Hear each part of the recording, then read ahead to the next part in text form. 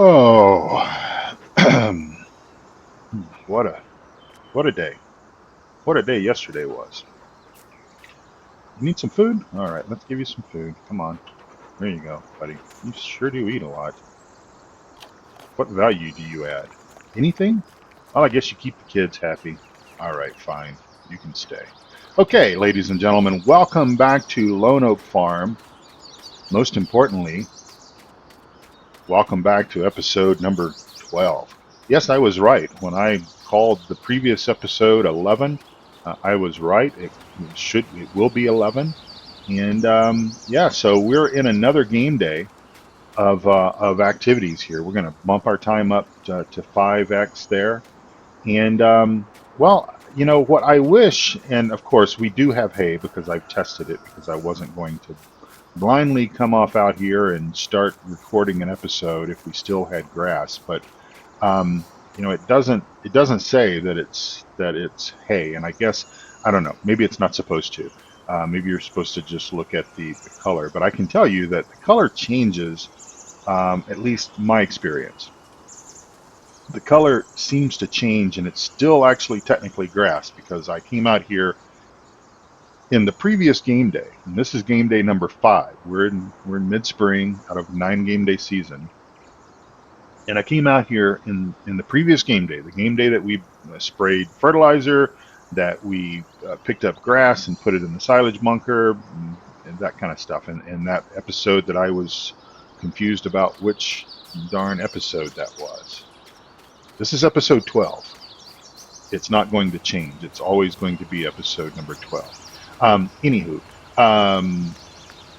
I brought the forage wagon around just to test, and it was picking it up as grass. So I went ahead and let the game day go, and I don't know if we lost some yield. Now, what in the world is Billy Bob doing? Why is he flashing his lights like that? We'll get there. We'll get going. Come on, keep your hair on. Looks like Billy Bob had a ponytail. Don't know what's up with that. All right, so are we down? We're down. We're down. Let's go. All right, so I initially said, Billy Bob, you rake. I will bell. And he said, okay. And he says, I'll get everything set up for you. And then I see that he comes out. I come out here, and he is well, he's bailing. Okay, so there'll be time for us to bell probably at a later time. And let's not make too many sharp curves because that kind of freaks Billy Bob out, and he doesn't get what he's needing to get done. So just before we kind of see if I can get into the role play again, as I was in the episode that I wasn't sure what episode number it was, but it really is episode number 11. Because this episode is 12. This episode, I'm not going to be confused with this episode number at all because I know it is episode 12. I had said that I hoped that we would have something poking its little head out of the ground over there in our fields, and we have not. We do not. So that's okay. We'll just continue to live with the punches. Let's pull up our thing here and just make sure, because I have not checked this. So this would have been a Homer Simpson dough moment. Dough. If I had pulled this up and all of this stuff was blue, as in germination failed. But it's not. It's not. We're okay. Let's just take a look at our soil composition. So most of our fields, we're not going to have to 30. We're going to have to fertilize again. Obviously, this we're going to have to fertilize again. These are grass fields here. So really, everything that still needs to be plowed is just grass fields. So I guess that's okay. I suppose if we're really confident that we're going to play this map for another season or another year, I suppose we could get somewhat risky and plow these fields up and replant grass. But you know, I don't know if they do that in the real world. My limited exposure with hay, with grass and hay type work, and I have loaded a mini bale of hay in my time. But that exposure, what little bit there is of that, I don't recall ever the farmers that I worked for in East Texas. I don't ever recall them plowing up their hay meadows and then replant grass. So we're not actually. I'm going to go ahead and make an executive decision. We're not going to do that because don't think that I don't think that it's worth it. Obviously, we're getting a fairly good yield out of all this stuff. Clearly, hopefully, Billy Bob is unloading his hay bales okay. We get a fairly good yield out of this stuff as it is, and so no, I'm not gonna exert the effort, waste the fuel, waste the seeds, and all that stuff. So we will just. Billy Bob, if you didn't drive so fast, you wouldn't be constantly trying to drive up my tailpipe back there. So slow down. Anyway, hope everyone is having a wonderful day. Yeah, it's still Saturday here for me. I went and checked on the wife, and she's still fast asleep. So I know she was tired. She had one heck of a work week, as did I. And so, so she actually didn't come to bed last night with me. I get up so much earlier than she does. I am up with the chickens, maybe even before the chickens decide to get up. I'm usually up and doing my morning routine around 4:30, 4:45, something like that. It's the old man. It's the old man syndrome. I've turned into my dad. Talked about that before, I think, on the videos and everything. I've turned into my dad, and that's okay. That's okay. If there's anyone that if there's anyone that I can or should emulate, emulating my dad is okay. I think we all, as children, especially us boys, and I'm not assuming that. I don't have any girls that watch my shows. I know I used to, and sometimes girls want to be like their fathers. Nothing wrong with that. But anyway, it is what it is. Let's see if we can turn around without hitting any poles and without ruining anything over there on that field. I don't know. I have forgotten what I planted over there. I think that's wheat. But anyway, nothing is poking their head out. Let me just, before I get back into role play, if I can manage to stay there in the length of time. I think when we were last together, no, not when we were last together. When we were together, the episode before we were last together. So again, this is episode number 12. When we were together for episode number 10, I had talked about the mother of a cold front, northerner, that we were going to have blow into Colorado. And so it did. It came. I can't remember when I recorded episode number 10. Can't remember what day of the week that was, but I do know that I was talking about the fact that the cold front was coming, but I can't remember exactly what day of the week that was. But anywho, Wednesday, it was 82 degrees for the high in the Mile High City. 82 degrees, that's Fahrenheit. I don't know what the equivalent is in Celsius. I do old money, so I do not know. I know, my bad. But they didn't teach the metric system in the school I went to very thoroughly, very well. They just didn't care, I guess. And so that bale of hay is in the way, so that's kind of why I'm changing my course here. Plus, I'm kind of trying to give myself some distance. But Billy Bob just wants to run right up my tailpipe. Let's see. And I follow me behind offset, behind disengage, behind wait, behind distance. Right shift. So right shift. W, will that extend it? No, that makes it shorter. S. Let's try that setting and see if that works a little bit better. Where was I? Oh, metric system. School system didn't teach it very well. But anyway, that's, is he following us? Yep, he's back there. Okay, good. All right, I think we're cooking with gas now. Wednesday, 82 degrees. And lovely. I mean, it was lovely. Actually, Monday was quite cool. Monday, I consider Monday more like a fall-like day than Wednesday was. Monday was more like fall. Then we kind of went back into summer, kind of summer light, let's call it that. I know it's not near the summer that my friend Chris Webb experiences down there in Georgia, because I know, having grown up in Texas, Georgia weather and Texas weather is very, very similar. It's very, very similar in nature.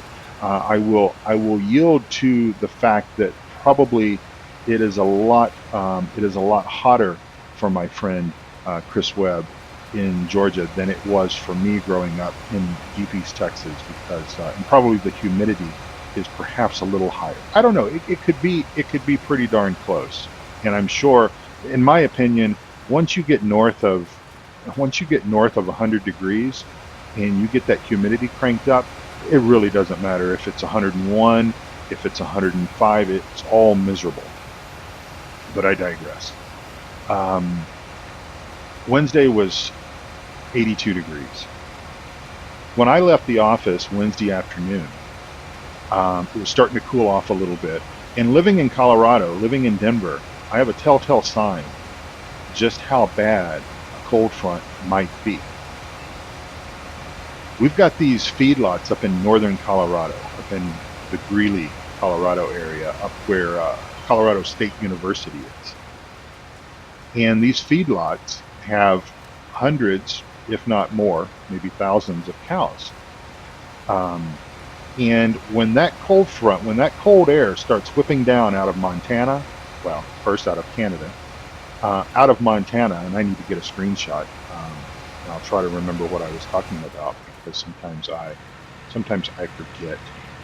Sometimes I forget, but just remind me. I'm talking about cold fronts, air coming out of Montana. Turn the HUDs back on, and of course that lifts that back up, but no worries, we'll get it back down. Okay, cold air coming out of Canada, filters down through into Montana, into Wyoming. It's picking up smells of cow lots, feedlots, all the way down. When it hits Greeley, that's kind of like the last major feedlot that is north of me. I can walk outside when the air starts picking up from the north, and especially if it's clipping along at 30, 40 mile an hour gusts, etc. I smell cow manure. And I got a funny story about that I'll tell you here momentarily, and then we'll pick that story back up. Try to. One of my friends drove down to Texas one time. Drove down through the Panhandle, down through West Texas, through Lubbock, from Amarillo down to Lubbock. And he tells me, this was just a few years ago, he tells me, man, it sure does smell bad down there. He says, you're driving along and every now and then you'll get a whiff of cow manure, and then you drive along and every now and again you'll get a whiff of like petroleum, like oil or gas, something like that. And I said, man, you know what that is? And he says, no. I said, that is the smell of money. That is the smell of money. Anyway, when I go outside and we've got that cold front coming in from the north, I can smell those cows in Greeley, and cows in Wyoming, and cows in Montana, that cold air has blown across those feedlots and those fields and those barns and all that stuff. And generally, we know we better buckle up, Buttercup, because it's going to be something fierce down here in the Mile High City. Went to bed on Wednesday night because, like I said, I've turned into my dad. I go to bed with the chickens. I wake up with the chickens. And I go to bed, and the house is kind of shaking a little bit. Some pretty strong gusts of wind coming in from the north. Like I said, the cow manure smell. Thankfully, we don't smell it inside the house. We got good doors and windows. We ought to. It costs enough. Anywho, I went to bed. Temperatures were, 82 for the high that day. They were probably in the upper 50s or very low 60s. And woke up in the middle of the night because, I turned into my dad. I'm 53 years old. I can't sleep through the entire night without having to get up and go to the bathroom. So anyway, go back to bed. I didn't even look out the window. Excuse me. Go to bed. Wake up the next morning. I'm up at 4:30. I just wake up, by the way. I just literally wake up. I haven't, my alarm has not gone off. I have my safety alarm set on my phone for 5 o'clock because if for whatever reason I don't wake up automatically at 4:30 or 4:45, if I wake up at 5 o'clock, it's no big deal.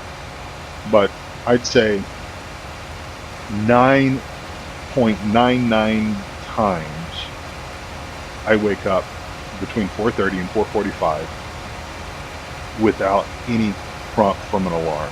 And I keep my alarm set at 5 because I do generally always do it 99.999% of the time, and I don't want to have to shut my alarm off, so my alarm goes off at 5 o'clock. But I want to be out of the shower and everything where I can turn it off and it not disturb my wife and all that. So anyway,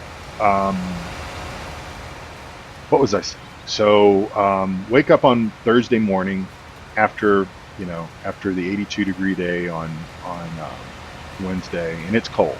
It's 29 degrees.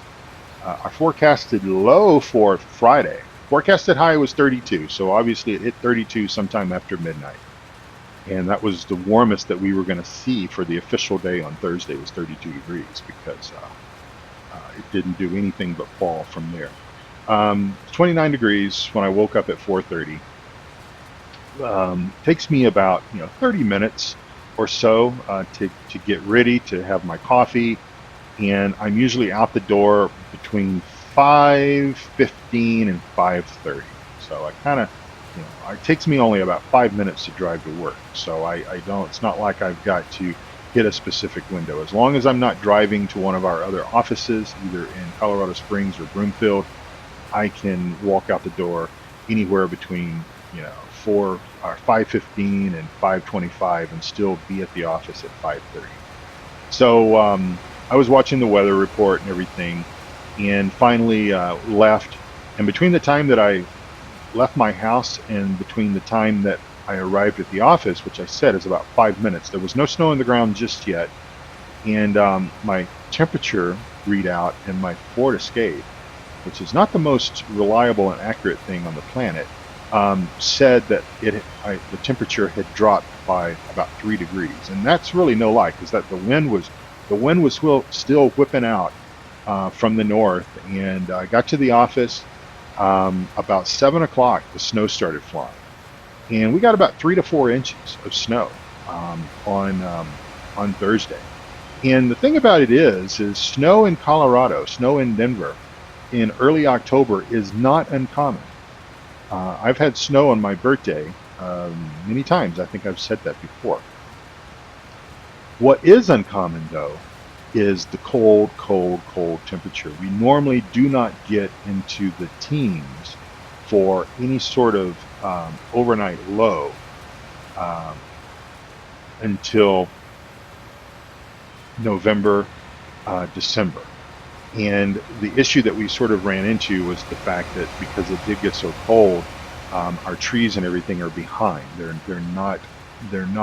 were not ready for fall. We still had a lot of green leaves in the trees. And what happens is when we get this really cold, these really cold temperatures like this, the leaves freeze in whatever state they were in. So they don't completely, and I don't know what the scientific term is for what causes a leaf to go from green to light green to yellow to orange to red or whatever and then fall off the tree. I'm sure there's a scientific term for that.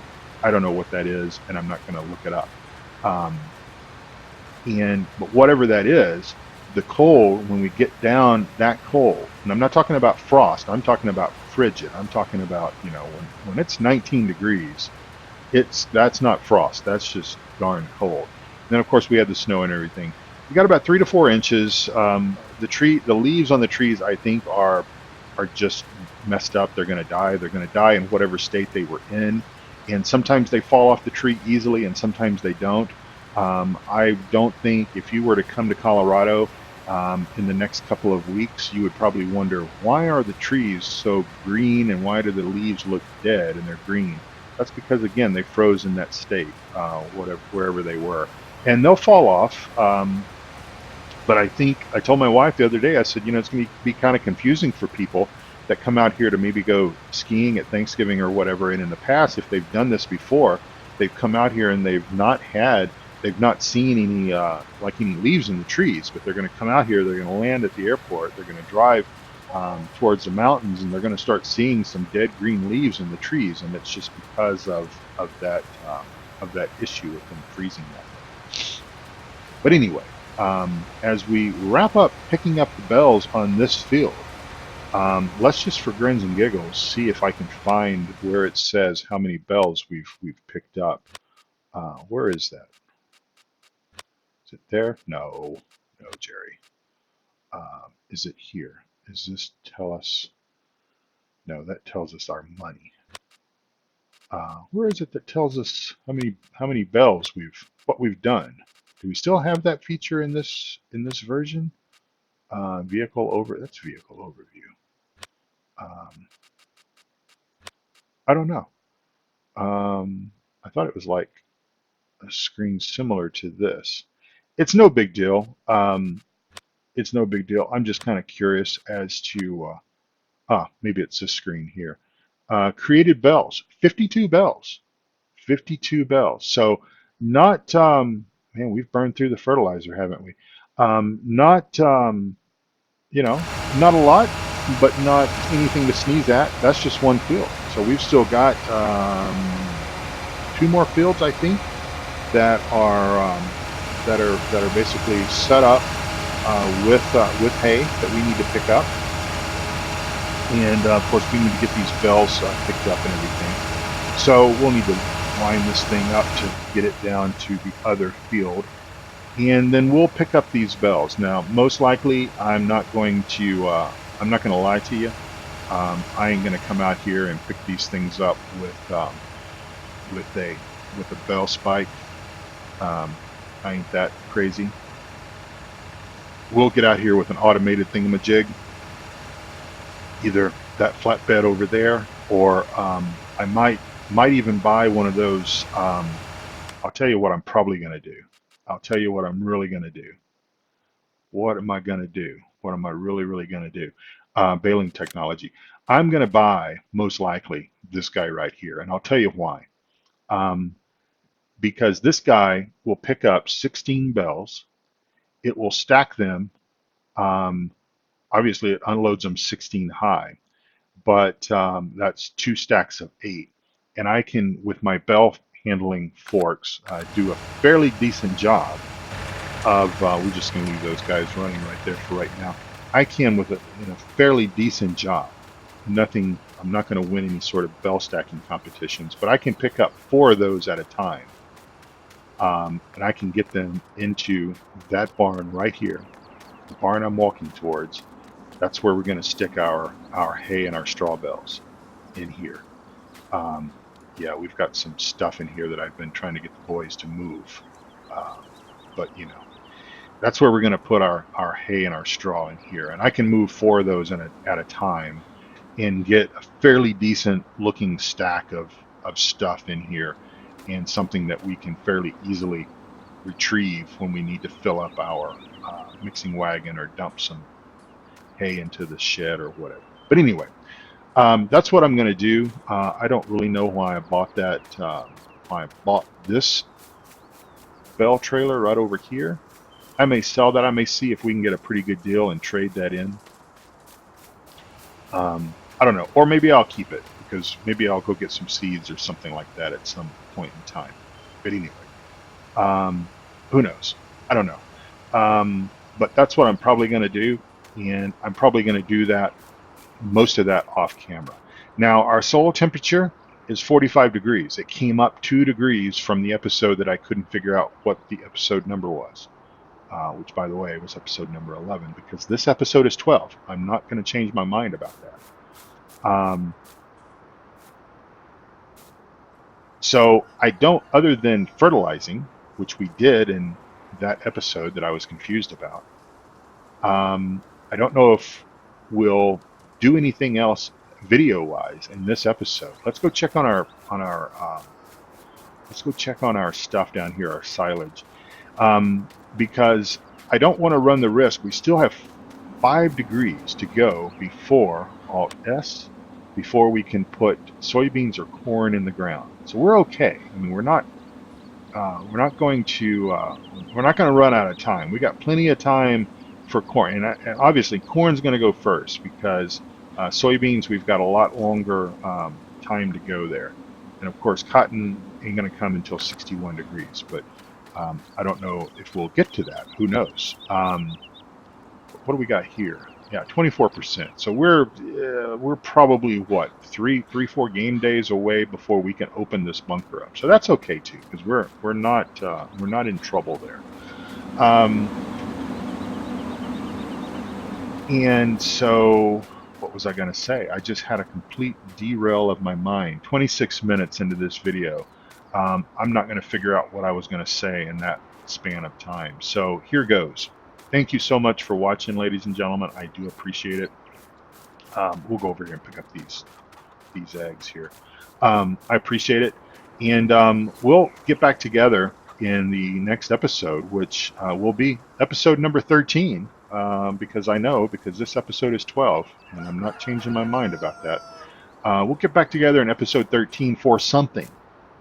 It probably will not be putting corn in the ground, and it's not going to be picking up hay bales. It may be in this game day, because what I might do is, obviously, I'm going to get busy as soon as I put this box there. There we go. I'm going to get busy picking it. Well, first of all, I'm going to go off camera, and we're going to pick up the rest. Or we're going to rake and bale the rest of this stuff, the hay. Pick this up. I don't have superhuman strength connected, but I'm rambling. I'm crazy, I know. So we're going to get that done off camera. We're going to get these square things picked up and put in the barn, and then I think we'll come back together for this game day. I don't know. Maybe we will. Maybe we won't. But whatever the case is, I don't like to come together if we don't have anything to really do. And I also don't like to do a lot of duplication of stuff. So I don't know. We might come back together and spray fertilizer, because we just need to do that, because that is what we need to do next. Or maybe we will come together and we'll all come together. All right. Thanks for stopping by. I appreciate it. You guys have a wonderful, wonderful. You're gonna be watching this episode on Friday. It's not going to be Friday the 13th. I don't know what Friday that's going to be, but you guys can figure that out. And we'll come together and we'll do something. I don't know what we'll do, but we'll do something, and we'll have some fun. I'll set up here and maybe we'll tell some fish stories or something like that. But anyway, thanks for coming by. I appreciate it. And we're at 28 minutes, and I'm not going to let this video go to 30. Take good care of yourself, also of each other. God bless you all. And Duckzorly, as you always make fun of me, bye-bye for now.